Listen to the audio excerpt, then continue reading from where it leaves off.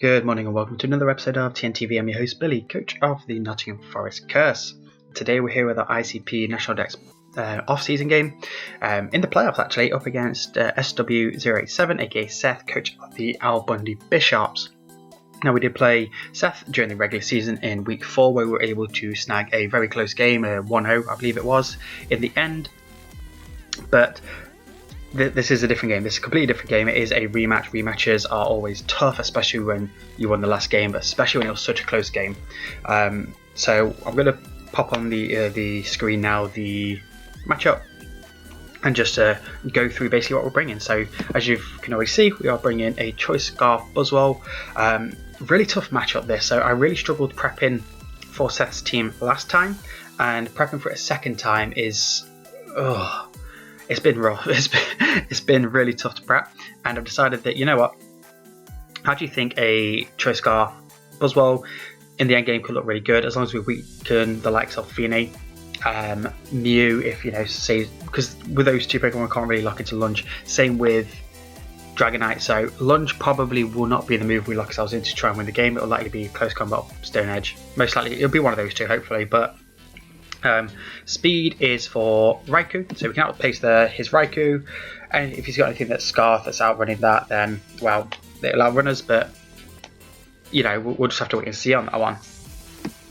Next up, we are bringing Choice Specs Ripperoo. So Vaporeon in the last time we played was absolutely fantastic as a very bulky set, and I think he's going to prep an awful lot for that to try and take this thing down. So I'm going offensive. I've brought Specs Vaporeon once already this season. I think people sleep on the fact it's got base 110 special attack, so it's actually a very good breaker. Now, a likely switch into this is the Fini. If it's very offensive, then we can 3-hit KO with Hydro Pump. If it's defensive, then I think it's like 5-hit KO, but the main thing is just to get chip on that so we can put it in Buzzwole range for the end game. Wish is kind of just like I'm going down, just chuck up a Wish and heal something else up. And then Scald, Hydro, Ice Beam, because their water resists are Fini, Dragonite, and Immunity and Cradily. I've already mentioned I need Fini chip down for Buzzwole, and then Dragonite, Cradily get fucked up by an Ice Beam, so there we go. You may have noticed we've only got 20 IVs in speed. Now the reason for that is because I actually want to underspeed the Aegislash so that I can catch it in Blade form, and then I want to outspeed a 0 invested Aurorus, because we'll fuck that thing up with the Hydro Pump. So yeah, that's Ripperoo. Next up, we've got Dragapult. I've been wanting to bring a set like this all season, but just haven't found the matchup. I feel like this is the matchup.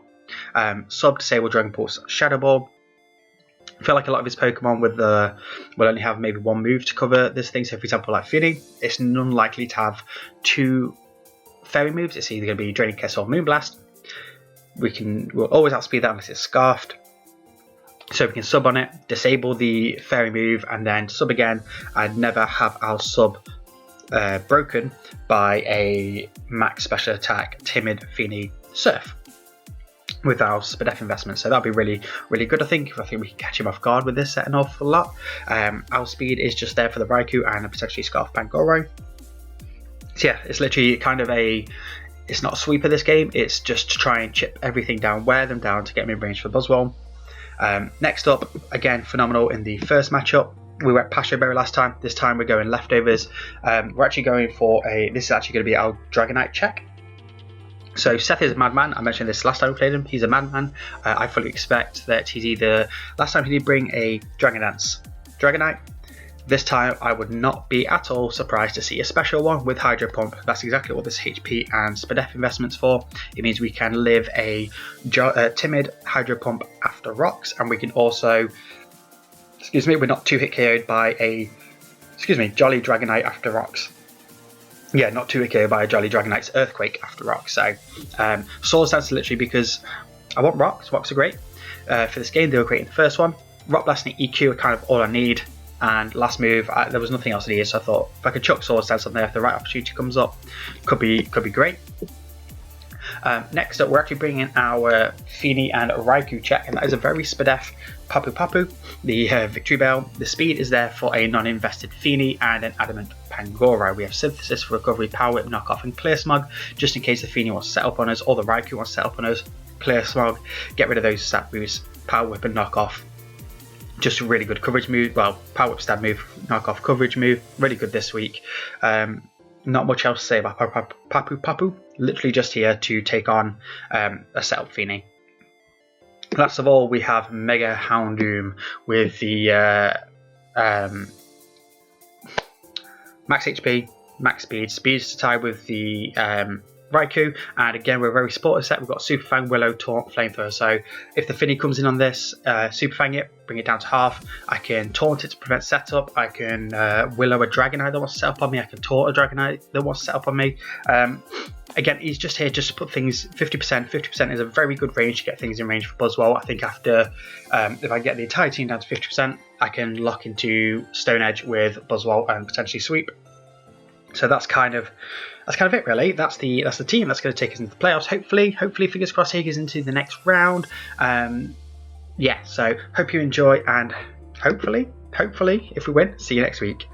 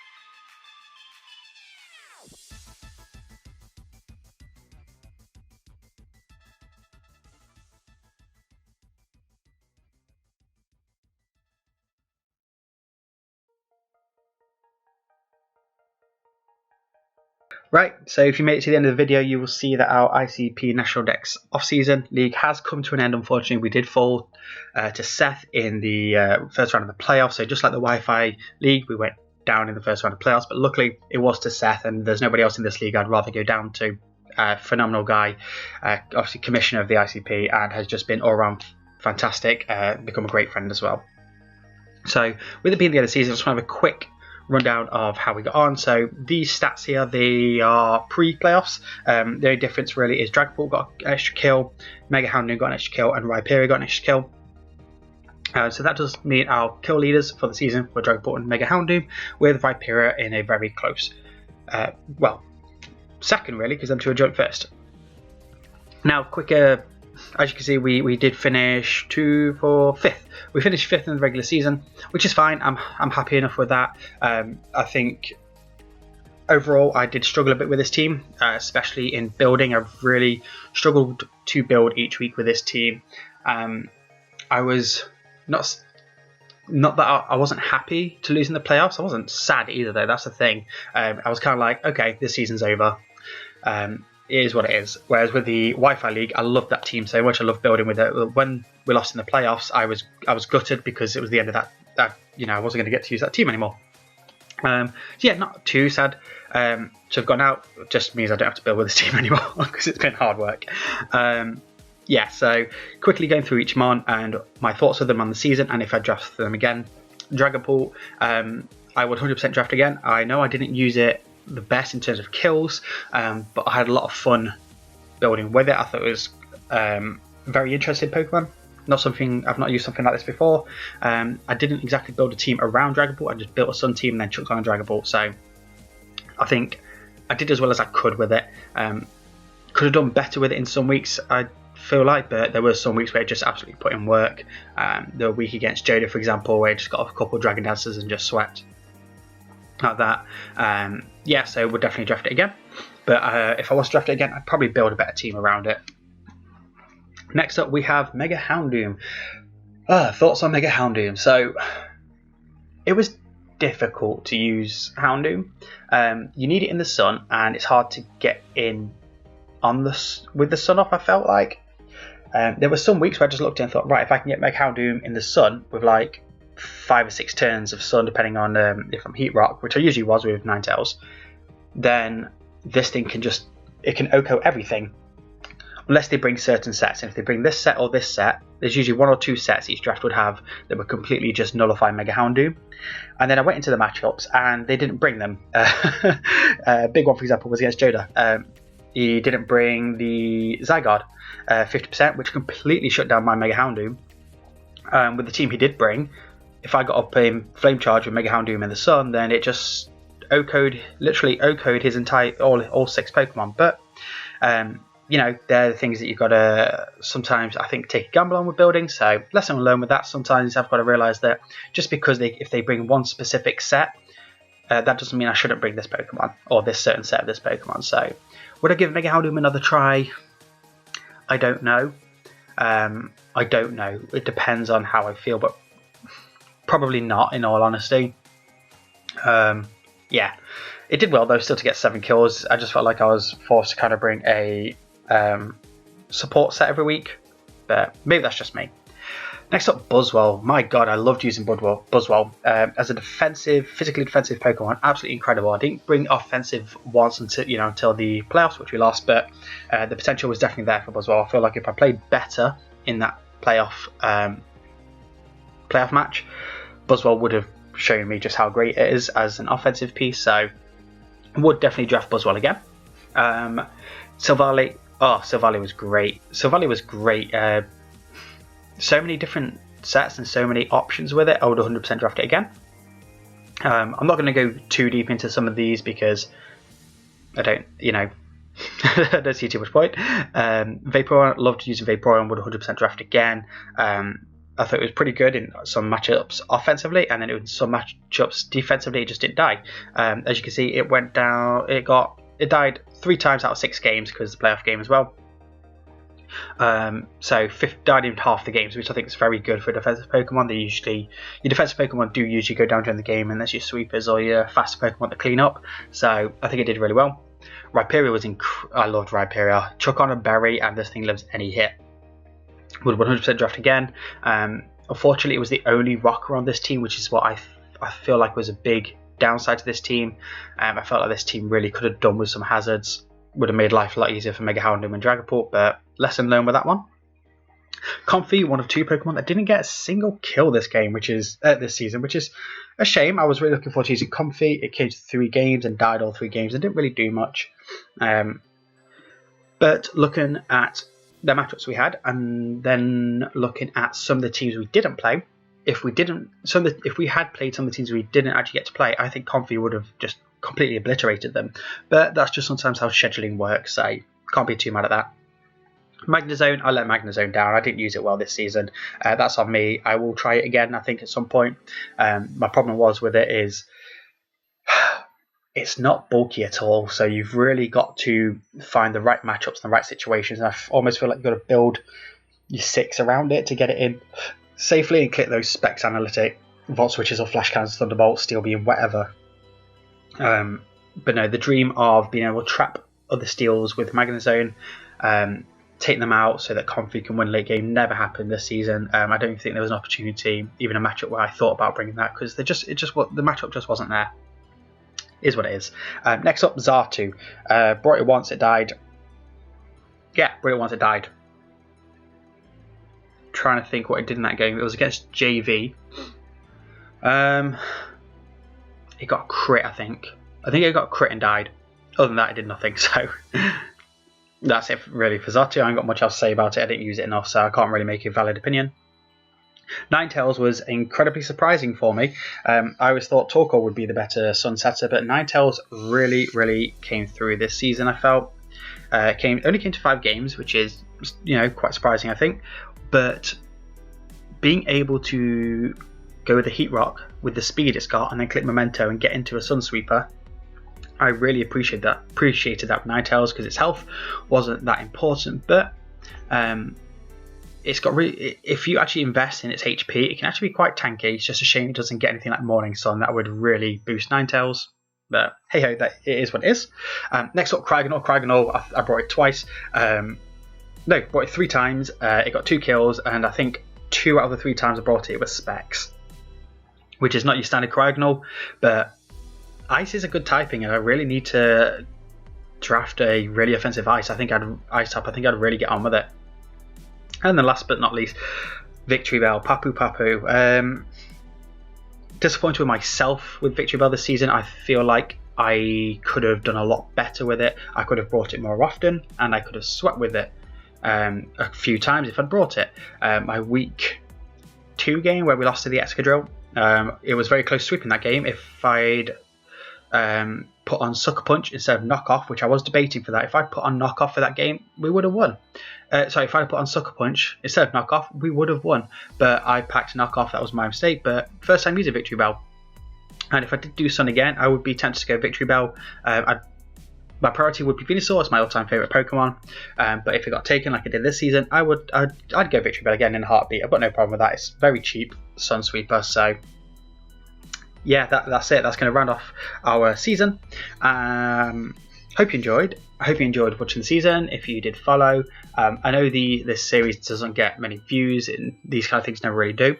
But the truth is, this kind of series was more for myself. I don't consider myself the best battler, but I think I'm a very good team builder. And these videos have allowed me to go back and watch my team building process and see, okay, here's where I can learn from that, etc. And I feel like I've explained that a little bit during this postseason breakdown, but that is the end of our ICP National Dex run. Keep your eye out for Sunday, because on Sunday we have a new draft analysis going up, which is going to be a Wi-Fi season. So I'm not going to spoil anything about it, but make sure to tune in on Sunday. Check out my playoff opponent, Seth. His link will be in the description down below. Like I said before, one of my best mates in this community. So yeah, hopefully catch you all on Sunday for our new draft analysis. I'm excited for it. So yeah, take care. Cheerio.